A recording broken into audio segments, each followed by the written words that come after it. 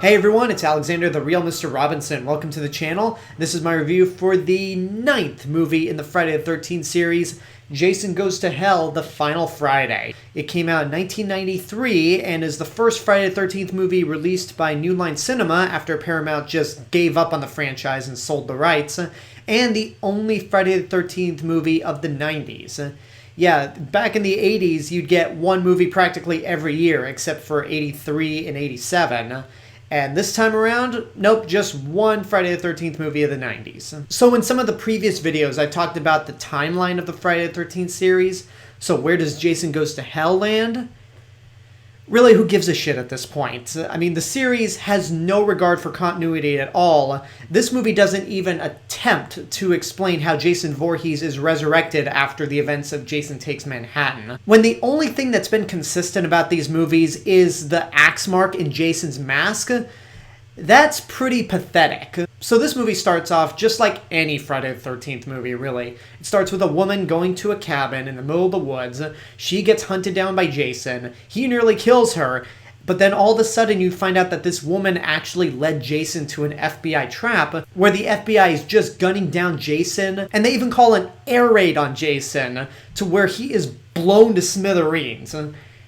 And that is one hell of a scene. And I have to admit, when I saw Jason Voorhees get blown to smithereens, I thought to myself, dude, this is awesome. Too bad it's the opening scene of the movie, because you'd think in normal circumstances that would have easily killed Jason.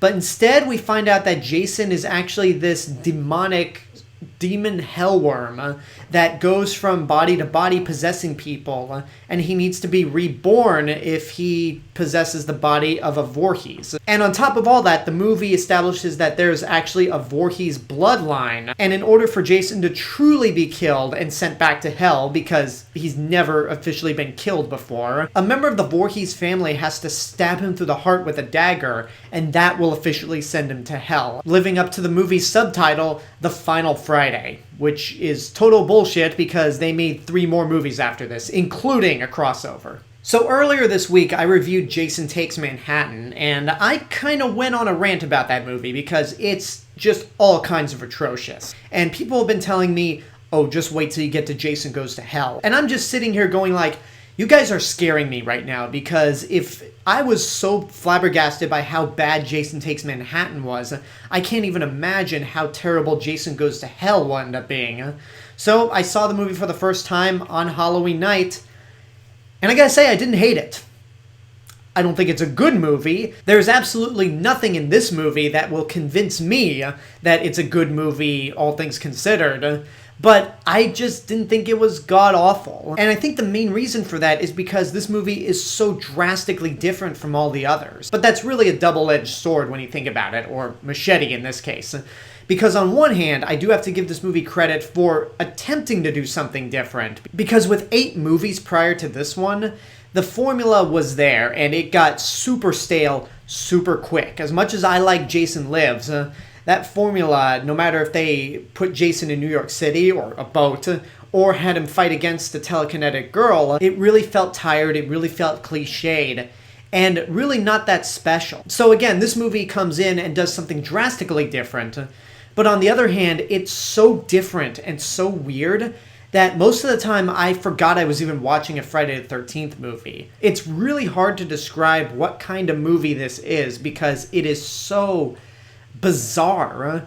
I mean, I'll watch this movie and forget, like I said, that's a Friday the 13th movie. Every time they show Jason, I'm like, oh yeah, I forgot Jason's in this movie, because he technically does not appear in this movie. He's at the beginning of the movie and then gets killed, and then at the end of the movie where he gets killed again. And by that logic, he practically shouldn't exist in this movie. Which brings up an interesting thing about the Friday the 13th series, is that there are 12 movies, and the main character, who's the only reason to watch these movies, is only in 9 of them, technically.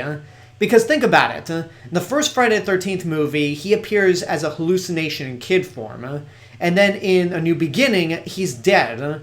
And in this movie, like I said, he doesn't physically appear and is only at the beginning and end. The rest of the movie is just this worm creature possessing people's bodies and killing on his behalf. So yeah, if you showed this movie to someone and told them that it was a Friday the 13th movie, they would have never imagined that it was a Friday the 13th movie in a million years. I mean, I've said that about the first two movies, but again, this one doesn't even follow the same formula of a Friday the 13th movie. And what they do in terms of trying to build up a mythology and a backstory is just flat out stupid. Because, like I said beforehand, the Friday the 13th series never gave a crap about continuity whatsoever. The only backstory that this movie had ever had was that Jason drowned in the lake, and that gave Pamela Voorhees motivation to go out and kill people. And once she died, Jason took that mantle. That's really the only backstory you need.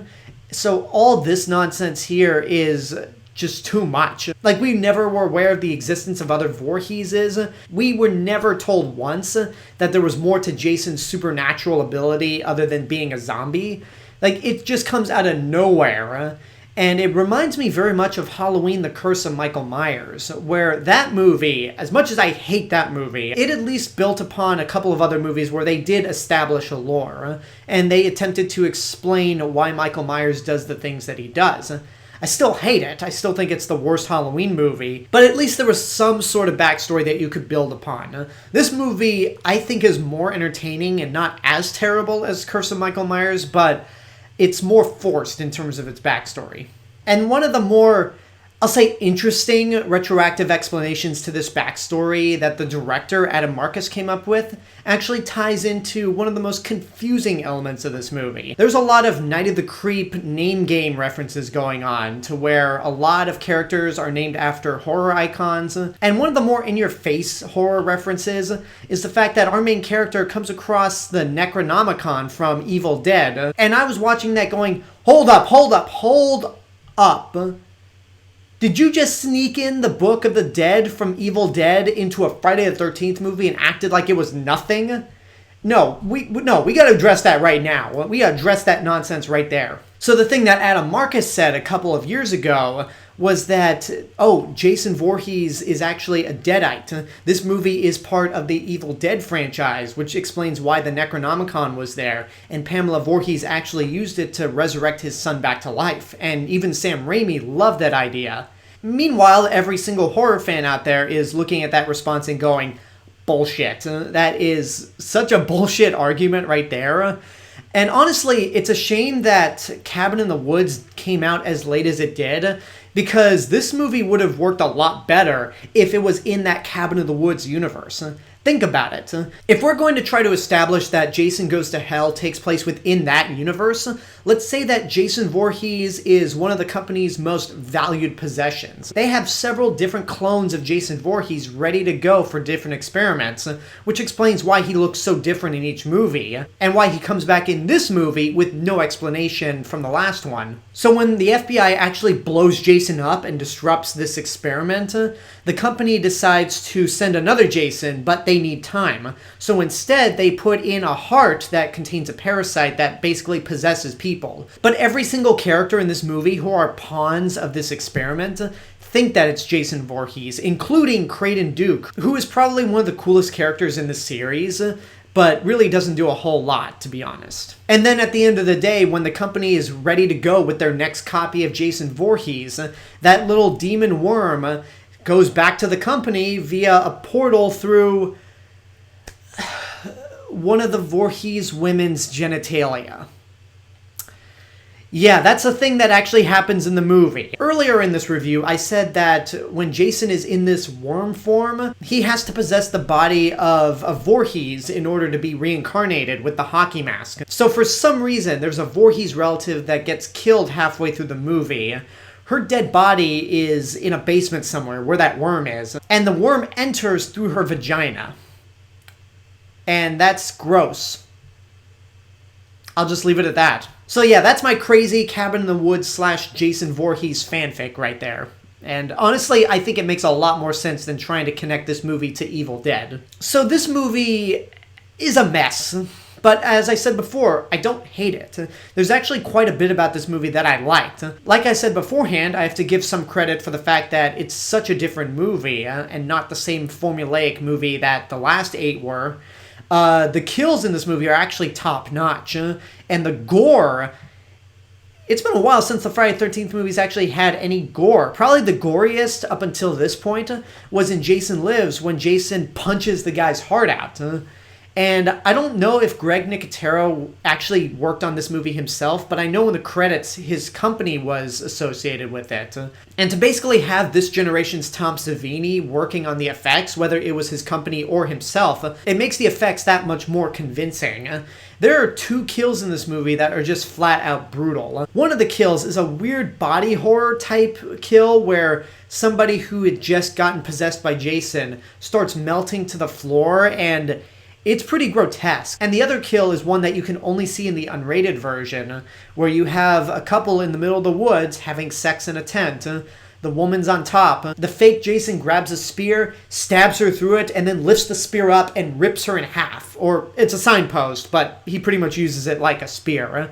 And that's something you can only see in the unrated version of this movie, and it is a gnarly kill. Even before I watched any of these movies from beginning to end, I did see that death on the internet, and I'll just say it left an impression on me. And the fact that this movie costs $3 million and the effects are as good as they are for this kind of movie makes it even more impressive. It's like, okay, you can actually see where the money went for this movie. I also like the look that they gave Jason Voorhees. Even though he's barely in it, I like how grotesque he's become. I like how his mask is so tight that it can barely cover his head. And again, I just wish we had more of Jason in this movie because it's such a really cool look. Although, little nitpick here, I'm not a fan of Jason grunting when he's being gunned down by the FBI. I mean, we've heard Jason grunt in the previous movies when he was just a dumb hillbilly, but in those older movies, he just sounded like a regular dude when he grunted. This time around, he actually sounds like a dumb oaf. He's like,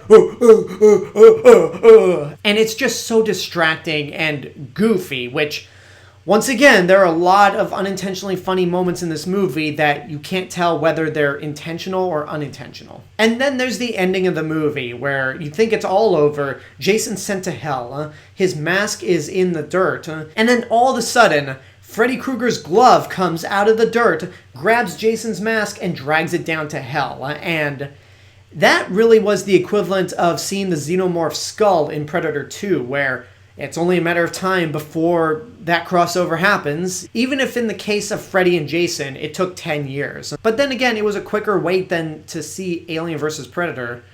But yeah, that's Jason Goes to Hell. For all the things that I praised about this movie, I still think it's a mess. It's still bad. It's still just incredibly goofy. And even though it is drastically different, you'll forget that it's a Friday the 13th movie, and the mythology this movie tries to build around the story is just flat out stupid. And then one tiny thing I have to mention that's been bugging me ever since I saw Cinemassacre's review for this movie is that there's a character who's a news anchor. He gets possessed by Jason Voorhees. And in the Cinemassacre review, which is where I first saw clips of this movie, there's this shot that pops up in the review. And the first time I saw it, I thought it was Conan O'Brien. And I just thought, wait a minute, did James Rolfe just review a Friday the 13th movie and show a clip of Conan O'Brien? And then, of course, I looked up on Wikipedia, and he is not in this movie. Thank God. But I have to ask you guys out there, am I the only one that looks at this image and thinks Conan O'Brien? He just looks like a possessed Conan O'Brien in that shot. So that's something I had to get off my chest. As for a rating, honestly, for as different as this movie is, I can't recommend it. So I'd say don't waste your money. I don't think it's terrible. Again, it's a bad movie, don't get me wrong. But I think Jason Takes Manhattan is worse. And now that I've seen all the Friday the 13th movies, I can say with confidence that A New Beginning is the worst of the franchise. That movie is still infinitely worse than this one here, because at least this movie has some good aspects about it. A New Beginning barely has any. But yeah, like I said before, don't waste your money. If you have to see it out of curiosity, just don't expect much from it, because, again, it's not good. And there you go, that's my review for Jason Goes to Hell, the final Friday, which, again, was not the final Friday because they made a few more movies, including the next movie that we're going to be talking about, the oh-so-infamous Jason X. That's going to be a fun review. But before we get to that, I want to know what you guys think about Jason Goes to Hell. If you've seen it, what did you think? Whatever the case may be, let me know in the comments below. And until next time, I hope you enjoyed this review. Don't forget to subscribe to the channel, give this video a like, leave a comment, support my Patreon page, follow me on social media. And until then, this is the Real Mr. Robinson telling you there's only one.